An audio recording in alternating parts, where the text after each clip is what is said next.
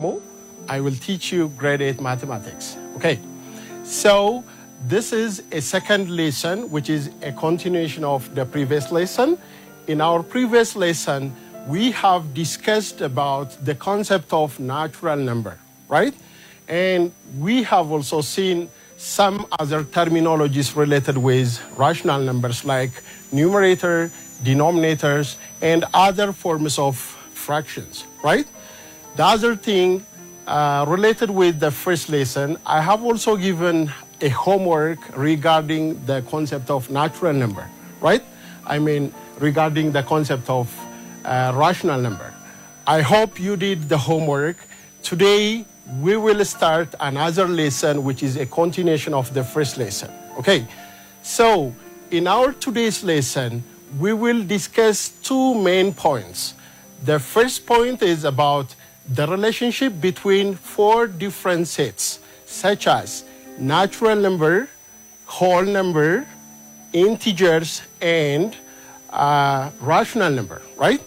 The other point of discussion that we will have today is the concept of the absolute value of a rational number, right? So these are the points of discussion for today. Stay tuned. Okay.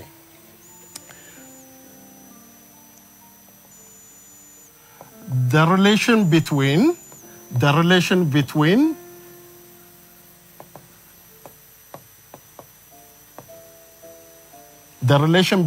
natural number, whole number, integers, and rational number. Okay, so this is the first point of discussion for today. Okay, so we have seen different number systems in our previous discussion. Okay, the first set of number is the set of natural number. Okay, do you remember what numbers set of natural number contains? If you say 1, 2, 3, and so on, you are right. So the set of natural number contains numbers such as 1, 2, 3, and so on. Okay, this is the set of natural number.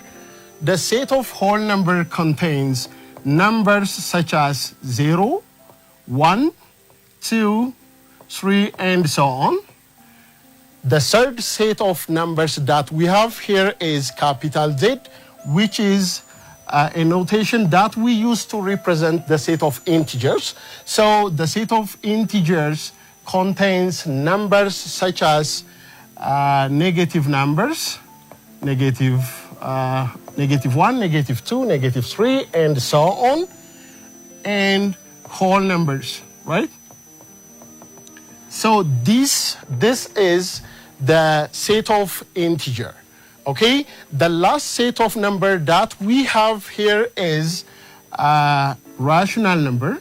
Okay, the set of rational number is a collection of number having the form A over B, where these A and B are an element of integers, right? So A and B are an element of integer, and this B should be different from 0, okay? This B, or the number which is written on the denominator, should be different from 0. Otherwise, the fraction A over B will not be defined, right? So these are the four different sets of number that we have seen in our previous class. Now, in our today's class discussion, we will try to form a relationship between these four sets of number, right? So, to create some sort of relationship between these sets, we need to apply a certain operator, which is called subset or proper subset. You can use both of them, but for the time being, for the sake of connecting these four sets using a certain operator, I will use subset, right? So, what is a subset? Okay, from your previous class level or from your previous grade level, you have the concept of a set, a subset, and other related issues regarding set theory, right? Just to remind you what subset is, if we have two sets A and B, if we have two sets A and B with some element, for example, if set A contains a certain elements such as 1, 2, 3, and say set B contains an element with 1, 2, 3, 4, 5, right? Clearly, this set A contains 3 elements, right? Set A contains 3 elements, 1, 2, 3, and set B contains exactly 5 elements. Now, can you tell me what a subset means in terms of these two sets?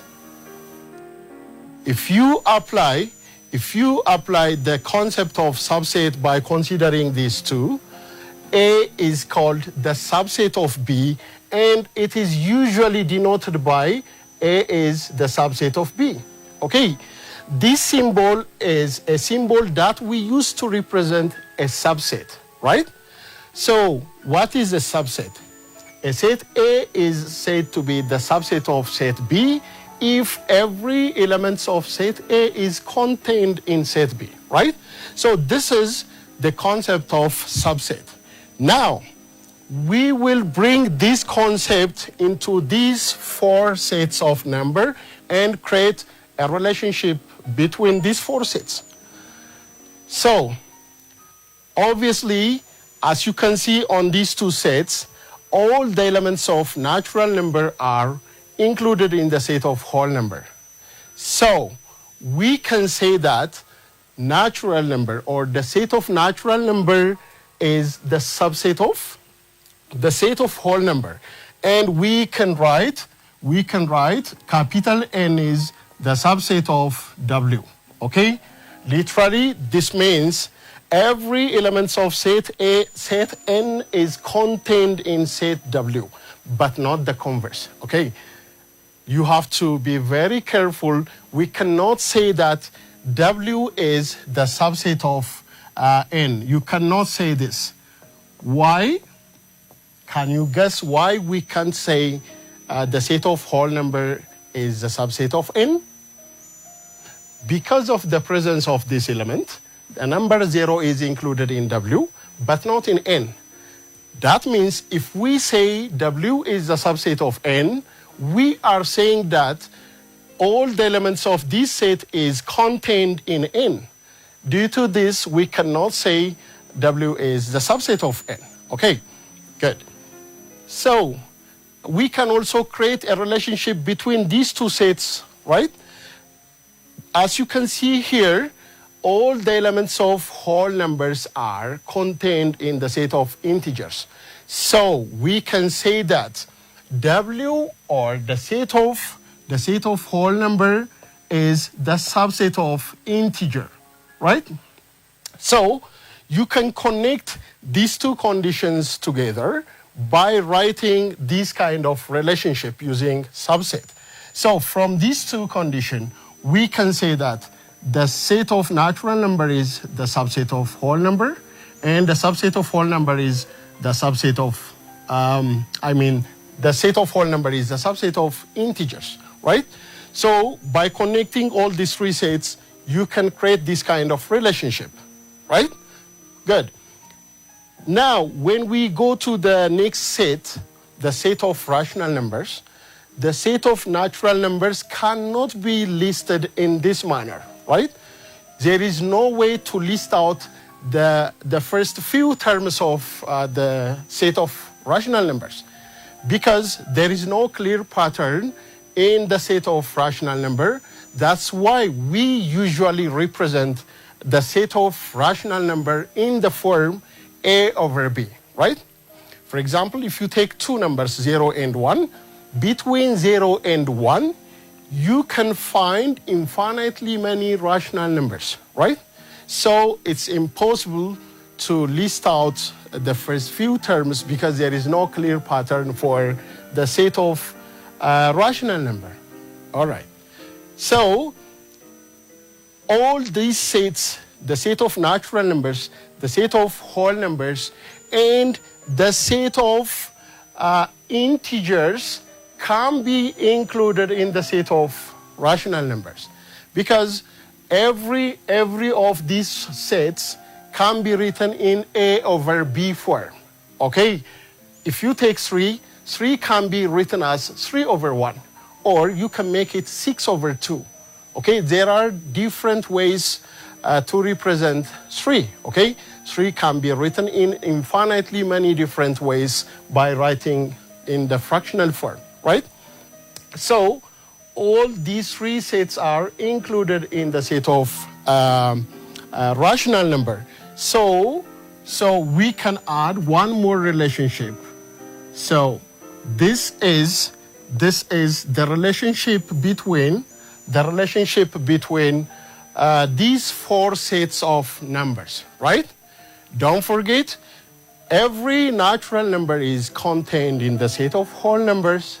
Every whole numbers are contained in the set of integers, and every integer is contained in the set of rational numbers. So rational numbers can be considered as a universal set for the 3 of these sets, right?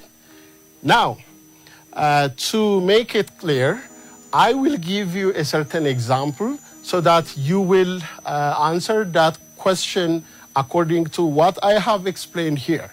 Okay.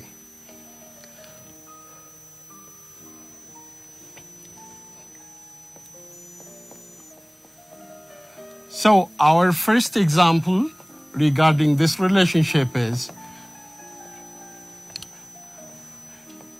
give names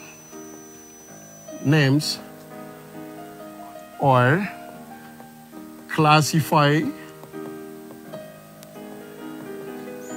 the following numbers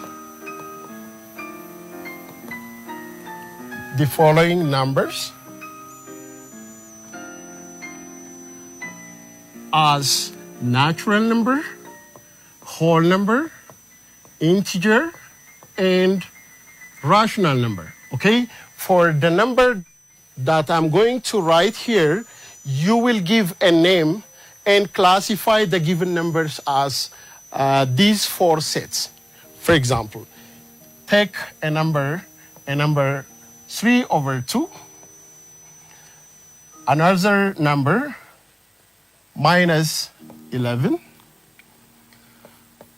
The third number can be positive 10, and D0. Okay. Now, in this example, you are asked to give name or classify these numbers in terms of these sets. Okay? So, if you take 3 over 2, is it a natural number? Obviously, this is not a natural number. Okay? Natural numbers are 1, 2, 3, and so on. But 3 over 2 is a number which is found between 1 and 2. So we don't have any natural number between 1 and 2. So this is not natural number. Is it a whole number? Definitely, this is not a whole number, because you know what whole numbers are: 0, 1, 2, 3, and so on. So this is not natural number. This is not whole number. This is not integer. Okay? It can't be the member of these 3. So the only naming or the only classification that we can give for this number is an element of rational number. So you can say this is rational number, okay? This is rational number.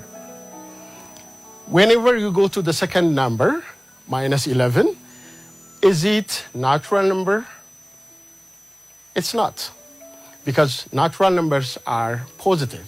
So there is no negative natural number. So this is not a natural number.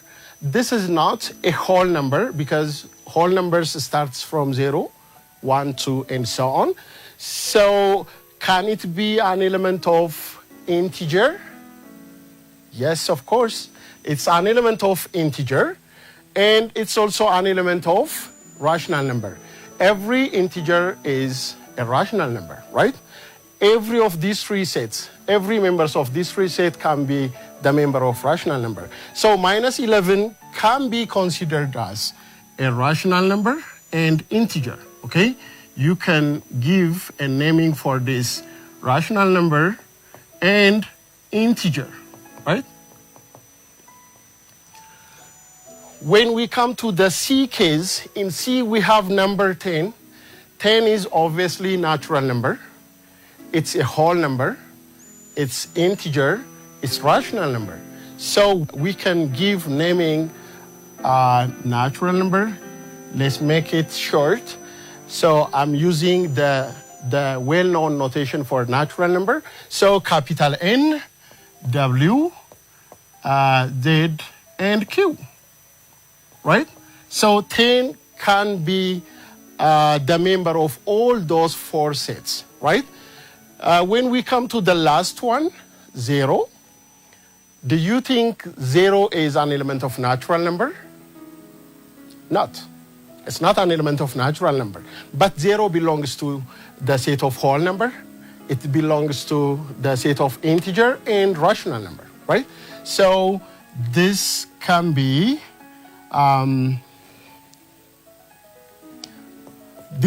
the member of W, Z, and Q. Okay? Students, now you have got the idea of classifying numbers in terms of these four sets, right? So this is all about the relationship between those four sets, right? Good. Now let's see the next topic for today.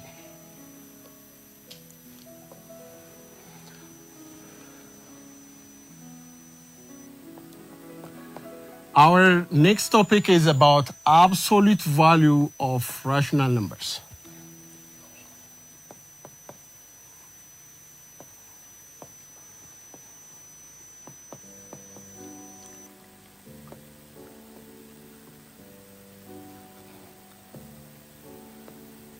So our second point of discussion for today is the concept of absolute value of a number, a rational number, right? So before I go to the definition of absolute value of a rational number, I have to tell you what the absolute value of a number is. Okay, so in mathematical term, an absolute value of a number is defined as the distance from 0 to a number, okay, the distance from 0 to a number in any direction, okay? There is no consideration of directions, but the absolute value of a rational number can be defined as the distance from 0 to a number on a real line without considering the direction, okay? So this is the definition of absolute value of a number, okay? So if this is the definition, we can formally write the representation and the notation for an absolute value, okay? Usually, we use this symbol, okay, this symbol to represent an absolute value, right?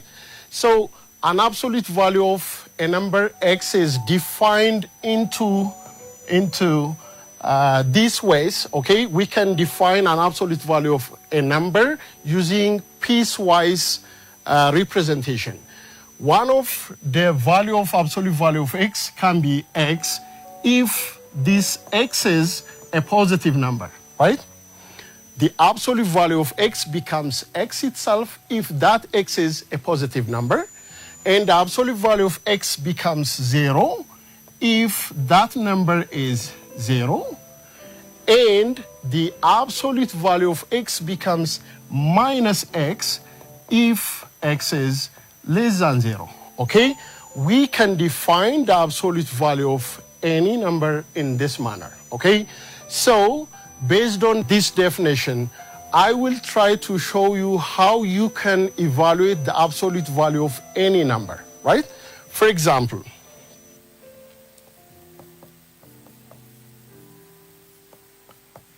evaluate the absolute value of the following numbers.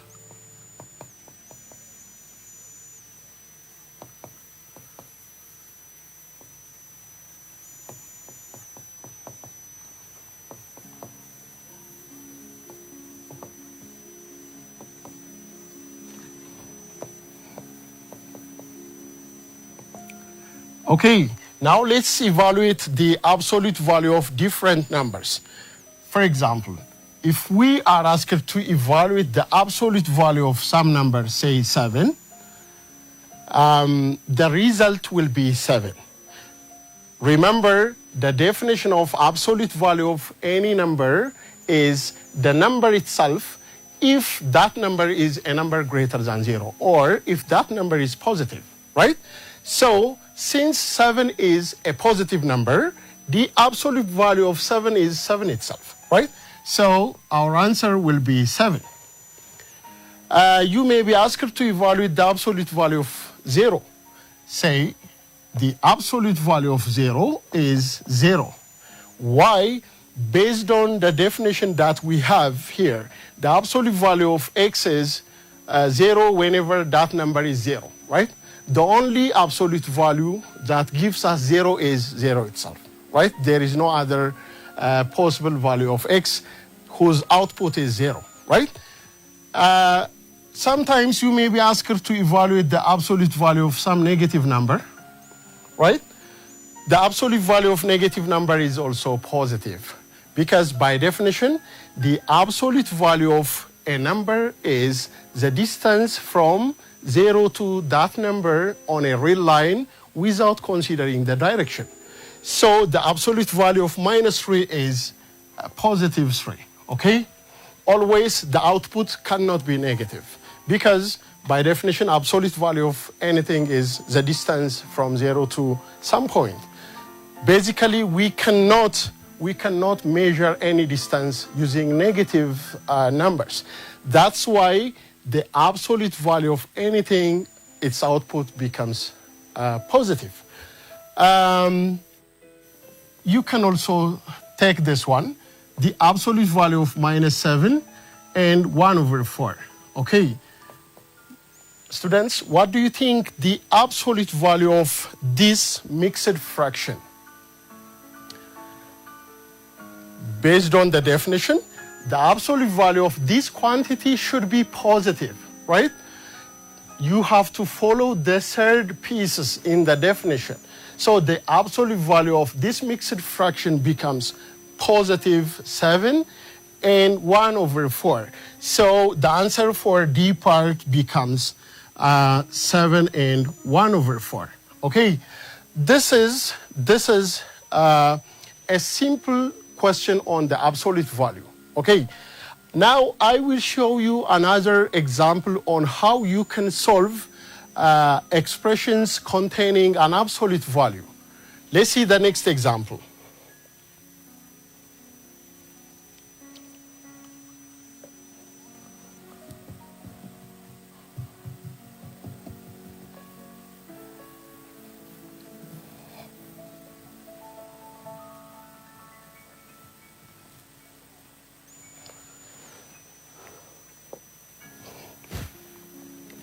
In the second example, we will have some expressions containing an absolute value. So simplify or evaluate the following absolute value expression.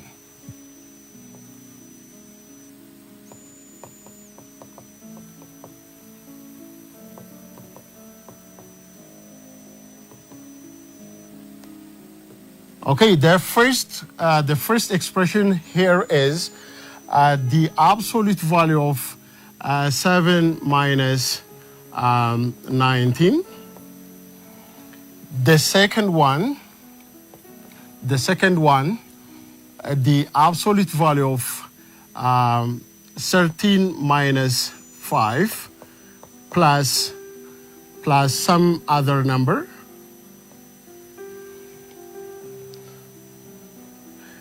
And the third one is the absolute value of 5 minus 8 plus the absolute value of 8 minus 3. Okay, so if you are asked to evaluate this kind of absolute value expression, the first thing that you need to do here is you need to simplify the expression that are found inside the absolute value. So in A case, 7 minus 19 is clearly negative 12. So you need to put that thing inside the absolute value. So this becomes the absolute value of negative 12, right? So now, based on the definition that we have seen earlier, the absolute value of a certain negative number will be the negative of minus 12, which will be minus times minus. The result becomes 12, right? Positive. So the absolute value of the first expression in this example gives us 12, right? This is how you evaluate expressions containing absolute value. When we come to the second case, we have absolute value of something plus a positive number 7, right? So the first thing that you need to do here is you need to evaluate the expression that is written separately in the absolute value. So this is the same as the absolute value of 13 minus 5. 13 minus 5 is 8. So 8 plus 7, absolute value of 8 plus 7. Since this number is positive, its output is 8 itself. So it gives us 8 plus 7. The result becomes 15. So 15 is the answer for the B part, okay? When we come to the C part, we have two different absolute values, okay? You need to evaluate those absolute values separately, okay? When you see the first absolute value, here inside the absolute value, we have 5 minus 8. 5 minus 8 is minus 3. So you need to write absolute value of minus 3, okay? Plus, in the second absolute value, we have 8 minus 3. 8 minus 3 is obviously 5. So you can like this, okay? Now, we need to evaluate again these two absolute values separately, right? Then at the end, we will add them. So the absolute value of minus 3 is positive 3, as we have seen before. It's positive 3. And the absolute value of positive 5 is positive 5 itself, right? So this gives us 8. So the answer for the C case is 8. Okay, so this is all about simplification of expressions containing absolute value.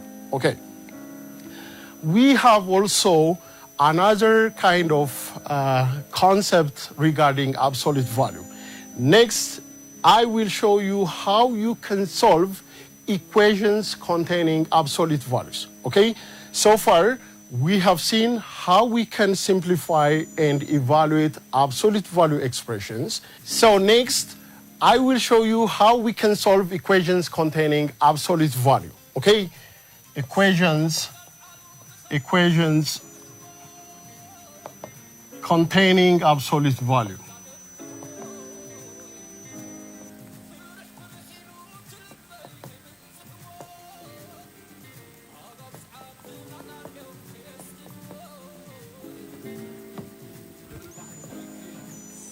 So the simplest form of equations containing absolute value is absolute value of x is equals to some number a.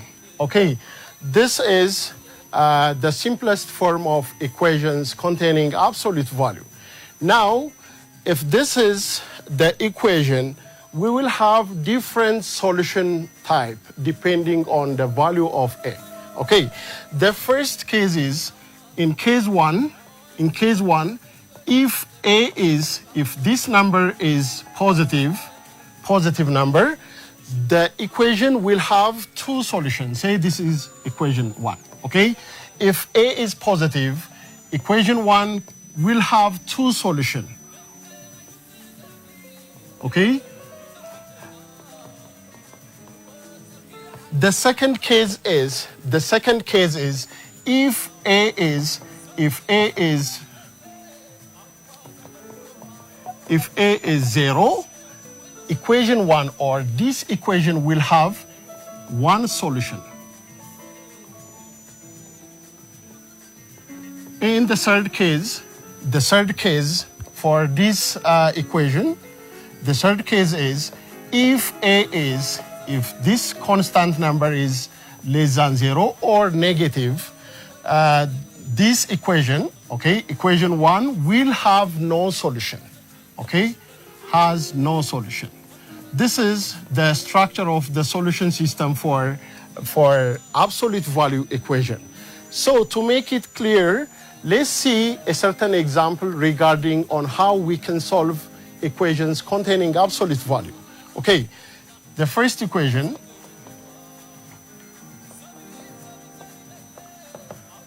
solve the following equations.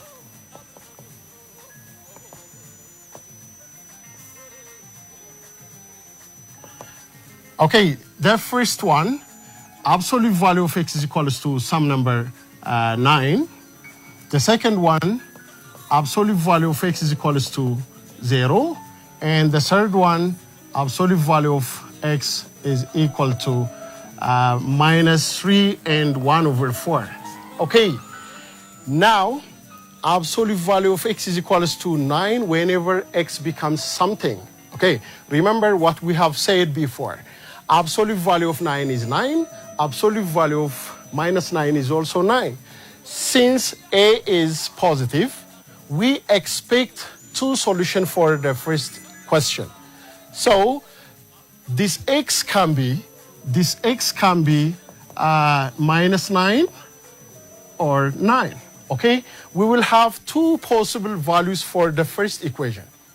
If you make it absolute value of x is equals to 20, the possible value of x will be 20 and minus 20, right? This is how you need to respond for this kind of questions.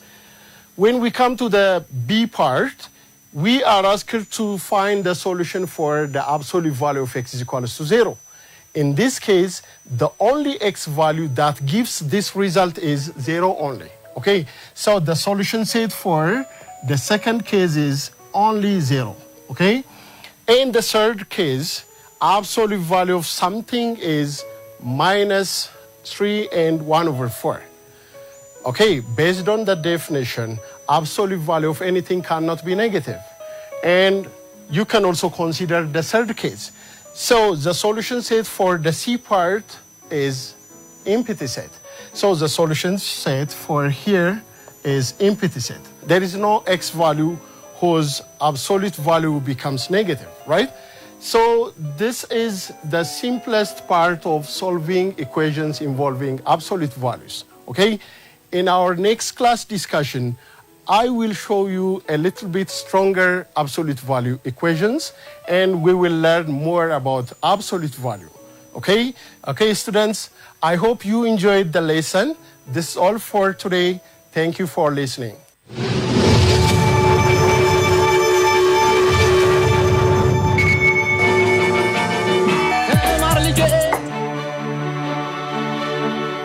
Discover Ethiopia's hidden royal legacy. For centuries, Ethiopia's majestic royal residences